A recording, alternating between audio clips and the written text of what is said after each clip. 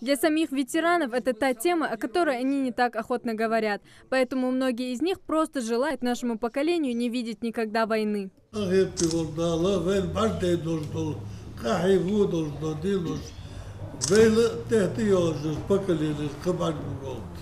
Среди приглашенных сегодня и Камбулат Гайсанов, который попал на войну 16-летним подростком. В годы Великой Отечественной войны он был в партизанском отряде, затем участвовал в боях за Малгобек. В сентябре 1942 года был ранен и контужен, и после полученных травм не смог вернуться в строй. С того времени прошло уже 76 лет, но картина ожесточенной войны перед глазами до сих пор, признается ветеран.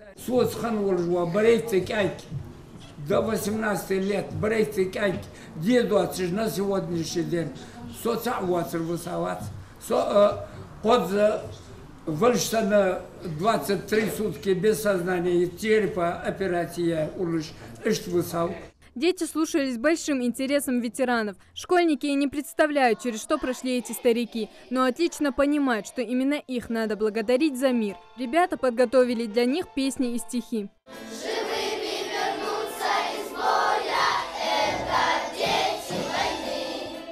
Присоединиться к ним и выразить слова благодарности ветеранам решил и Муслим Таутиев. В музей он пришел с фотографией своего прадедушки Магомед Гази Магушкова, который числится в списках защитников Сталинграда. Он пришел домой победой. И я хочу рассказать в честь День Победы стих.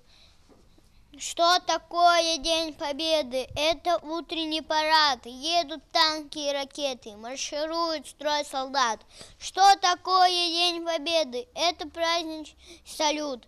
Фейерверк взлетает в небо и кричит там и тут. Этот день, 9 мая, один из самых значимых праздников для нас, ведь очень много наших земляков участвовало практически во всех сражениях. Они ценой своей жизни защищали Родину. Многие из них были удостоены почетных званий и медалей. Немало имен уроженцев Ингушетии высечено на мемориальных плитах нашей республики, а также других городов России. Эти люди вложили огромный вклад в победу над фашизмом, и в свою очередь наше поколение обязано помнить их подвиги.